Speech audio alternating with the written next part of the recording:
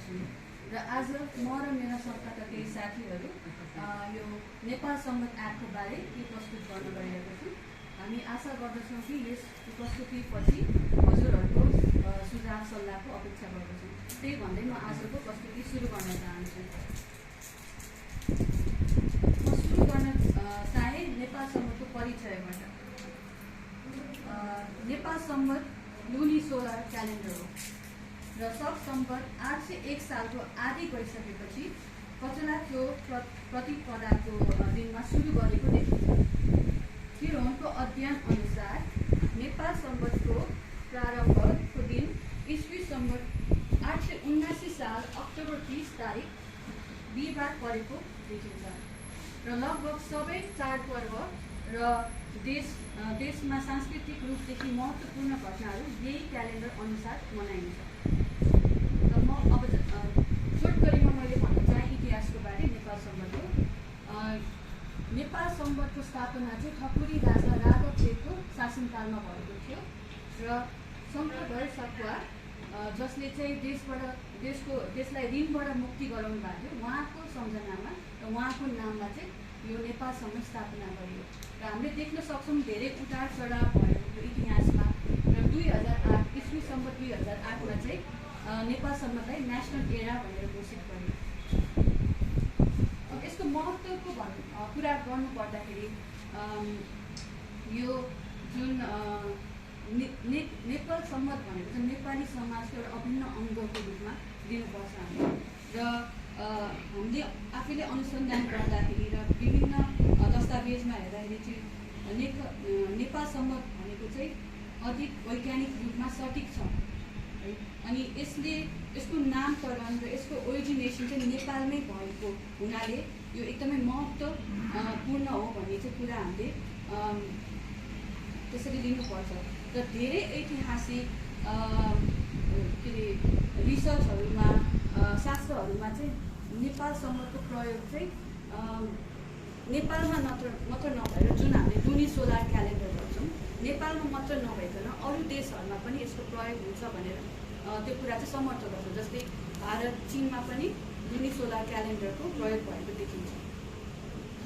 अब मैले भन्न चाहे स्पाइरोलजिस्टको यात्रा नेपाल सम्बन्ध के हो भन्ने त हामी सबैजनालाई थाहा छ, तर स्पाइरोलजिस्टको यात्रा चाहिँ कसरी सुरु भयो र हामी कसरी यो एप चाहिँ बनाउनमा सुरुवात गऱ्यौँ भन्दाखेरि चाहिँ यो चाहिँ नेपाल सम्बन्धको एपको सृजना चाहिँ आजभन्दा केही वर्ष अगाडि भएको थियो र त्यतिखेर नेवा सूचना केन्द्रका राजेन्द्र रञ्जितजीको पहलमा चाहिँ हामीले यो एप बनाएका थियौँ। तर त्यो एपमा रहेको डाटा चाहिँ 1 वर्षको लागि मात्र सीमित रह्यो, किनभने हरेक वर्ष नेपाल सम्बन्धको पात्रो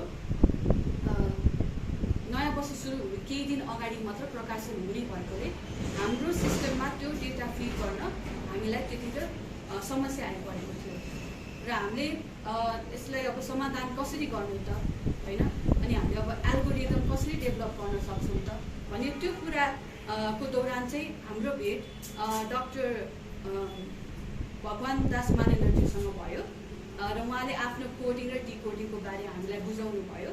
त्यसै गरी हाम्रो गोकुल मानेन्द्रज्यूसँग पनि सम्पर्क भयो र त्यसै गरी विभिन्न व्यक्तिहरू जस्तो कृति मदन जोशी, राजेन्द्र मान भट्टाचार्य र विनोद सायङ्गज्यूसँग हाम्रो भेट भएर हामी चाहिँ हाम्रो यो एक्चुअल एल्गोरिदममा चाहिँ अझै अनुसन्धान गर्न चाहिँ अझै उत्साहित भएर अगाडि बढ्यौँ र हामी स्पाइरोलजिस्टको तर्फबाट चाहिँ म उहाँहरूलाई हृदयदेखि धन्यवाद ज्ञापन गर्न चाहन्छु।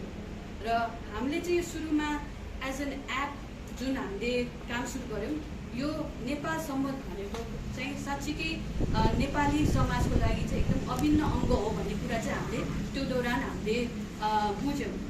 सो हाम्रो लागि त्यो एप मात्र नभइकन हामीले यो समाजलाई सोसाइटीलाई कम्युनिटीलाई कसरी चाहिँ हाम्रो जुन टेक्नोलोजी युज गरेर चाहिँ कन्ट्रिब्युट गर्न सक्छौँ भनेर त्यो सोचले चाहिँ हामी अगाडि बढ्यौँ। सो हामीले चाहिँ यसलाई giving back to the society भन्ने इनिसिएटिभबाट चाहिँ अगाडि बढेर यो एपमा काम गर्न थाल्यौँ। र यसमा एउटा गर्वको कुरा के छ भने यो एपमा काम गर्ने व्यक्तिहरू चाहिँ नेपालमा मात्र नभइकन नेपाल बाहिरका हाम्रो इन्जिनियर डेभलपर्सहरूले पनि यसमा कन्ट्रिब्युट गर्नुभएको छ। सो त्यो चाहिँ हाम्रो लागि एकदम गर्वको कुरा हो।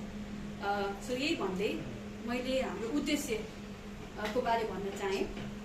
हाम्रो विभिन्न उद्देश्यका साथ हामी अगाडि बढ्यौँ।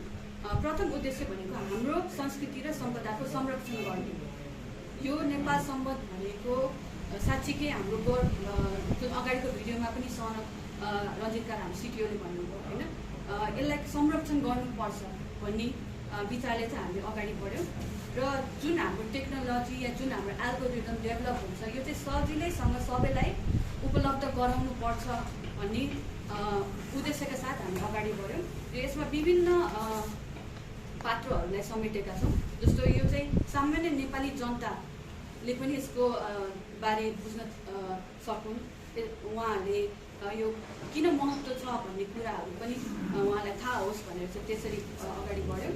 र त्यसै गरी जुन अब हामीले साइन्टिफिक तरिकाले यो जुन एकदमै सठिक छ भन्ने कुरा गऱ्यौँ। सो यस्तो खाले नेपाल सम्बन्ध भनेको जुन क्यालेन्डर हो, जुन नेपालमा प्रयोग भइरहेको छ, यो जुन साइन्टिफिक तरिकाले विभिन्न कुराहरू यसमा समेटिएको छ, यो चाहिँ विश्वभरि चाहिँ यसको बारे थाहा हुनुपर्छ भनेर चाहिँ त्यो उद्देश्यका साथ पनि हामी अगाडि बढ्यौँ र हामीले यो एप डेभलप गर्ने क्रममा भयौँ।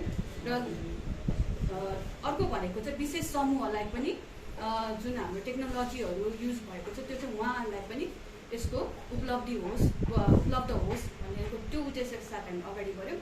र तेस्रो उद्देश्य भनेको चाहिँ हाम्रो संस्कृति र हाम्रो सम्पदाको डिजिटलाइजेसन गर्ने। जुन सुरुमा हाम्रो जुन समस्या आइपरेको थियो, जुन डेटा हामीले पाइरहेको थिएनौँ या हामीले त्यतिखेर बुझेका थिएनौँ, त्यो चाहिँ अरू सबैलाई चाहिँ त्यो समस्या नहोस् र पछि गएर भविष्यमा जोसुकैले पनि यसको बारे अनुसन्धान या यसको बारे केही कसरी तिथिहरू या कसरी सबै कुराहरू क्यालकुलेट भइरहेछ त्यो कुरा जानोस् भनेर चाहिँ यो उद्देश्यका साथ चाहिँ हामी अगाडि बढ्यौँ। अब आउँछ अब हाम्रो विभिन्न उद्देश्य त भयो होइन, अब हाम्रो यात्राको कुरा नि गऱ्यौँ, तर हाम्रो उपलब्धि के भयो त, हामीले अहिलेसम्म के चाहिँ हासिल गर्न सक्यौँ त, त्यसको बारे चाहिँ म मेरो सहकर्मी सारनजीलाई बोलाउन चाहन्छु। मेरो प्रस्तुति यहीसँग रह्यो। धन्यवाद।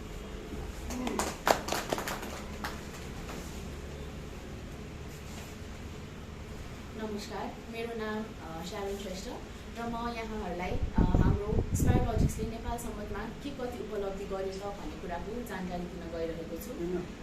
हाम्रो पहिलो उपलब्धि भनेको चाहिँ हाम्रो उपलब्धिमा सबैभन्दा ठुलो हात भनेको हाम्रो सिटिओ सनक रञ्जितकारजीको रहेको छ। उहाँको प्रयत्नमा सुरु गरेको कुरालाई हामीले आबद्ध भएर हामी स्पायरोलजिस्टको टिम साथसाथै हाम्रो एक्सपर्ट्सहरूसँग हामीले सल्लाह गरेर चाहिँ हामीले एल्गोरिदमको विकास गरेका छौँ।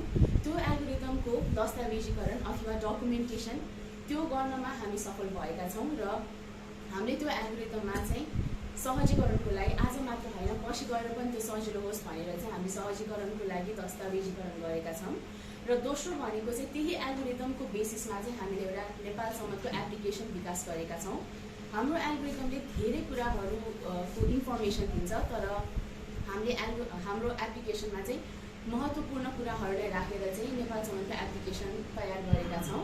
त्यसै गरी तेस्रो भनेको चाहिँ एपिआई रहेको छ। एपिआईमा चाहिँ हामीले नेपाल सम्बन्धले जुनसुकै पनि डेटा जुनसुकै इन्फर्मेसनहरू दिन्छ त्यो सबै कुराहरू चाहिँ हाम्रो एपिआईमा रहेको छ।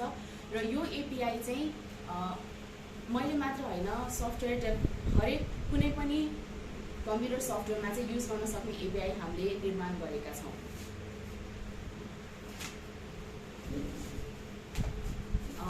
यसपछि रहेको छ हाम्रो नेपाल सम्बन्ध एपको केही महत्त्वपूर्ण विशेषताहरू। र विशेषतामा जानु अगाडि हामी अलिकति नेपाल सम्बन्धको बारेमा अझ अलिकति बुझौँ। नेपाल सम्बन्ध भनेको एउटा लुनी सोलर क्यालेन्डर हो। त्यसमा चाहिँ चन्द्रमा र सूर्यको निकै महत्त्वपूर्ण भूमिका रहेको छ। र त्यसैको लागि चाहिँ हामीले सनराइज क्यालकुलेसन गर्नको लागि अथवा सनराइज मुनराइज मुनसेट क्यालकुलेसन गर्नको लागि चाहिँ हामीले केन्द्रबिन्दु मानेर चाहिँ काल भैरवलाई हनुमान ढोकास्थित काल भैरवलाई लिएर क्यालकुलेसन गरेका छौँ। र त्यो गर्दाखेरि चाहिँ त्यो क्यालकुलेसन सहित हाम्रो एल्गोरिदममा त्यो डेटाहरू चाहिँ मिलेर आएको हामीले पायौँ। र एउटा कुरा भनेको चाहिँ नेपाल सम्बन्धमा हामीले थाहा पाएको कुरा भनेको सूर्योदयको समयमा जुन तिथि रहन्छ पुरै दिनको लागि त्यही तिथि दिने गरिन्छ। तर कुनै समय यस्तो हुन्छ कि सूर्योदय एक दिनमा एउटाभन्दा बढी तिथि पर्ने गर्दछ। त्यस्तो केसमा चाहिँ हामीले त्यो खण्डमा चाहिँ अर्को तिथि कुन समयबाट सुरु हुन्छ त भनेर त्यो कुरा पनि हाम्रो एल्गोरिदमले दिएको छ।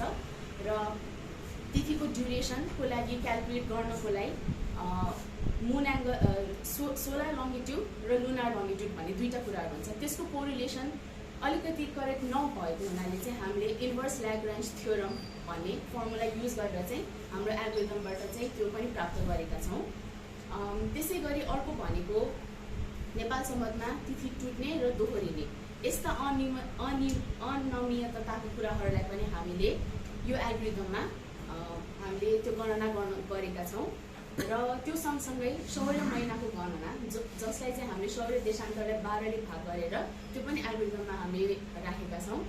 र अघि कुरा भएको जस्तै अनला अथवा अधिक मास र नला क्षय मास यस्तो कुराहरू जुन चाहिँ हामीलाई एकदम च्यालेन्जिङ लागेको थियो त्यो कुरामा हामीले धेरै रिसर्च गऱ्यौँ। हाम्रो हरेक मेम्बरले धेरै रिसर्च गरेर त्यसको एउटा साइन्टिफिक रिजनिङ पाएपछि चाहिँ अनि त्यसपछि हामीले त्यो एल्गोरिदममा राखेर त्यसको क्यालकुलेसनहरू गरेर हाम्रो एल्गोरिदमले जब त्यसको करेक्ट रिजल्ट्सहरू दियो त्यो कुरालाई पनि हाम्रो एल्गोरिदमले समावेश गर्न सकेको छ। र हाम्रो यो सबै इन्फर्मेसन हाम्रो यो सबै डेटाहरूलाई हामीले नासाको JPL को एफिमेरिस भन्ने टुल प्रयोग गरेर टेस्ट पनि गरेका छौँ र हाम्रो धेरै डेटाहरू चाहिँ करेक्ट आएको छमा हामी धेरै नै प्राउड फिल गर्दछौँ।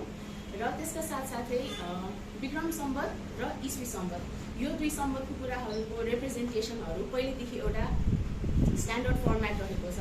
पहिला वर्ष लेखिन्छ र महिना अनि दिन, त्यसमा अनला नलाको कुरा त्यस्तो केही पनि हुँदैन।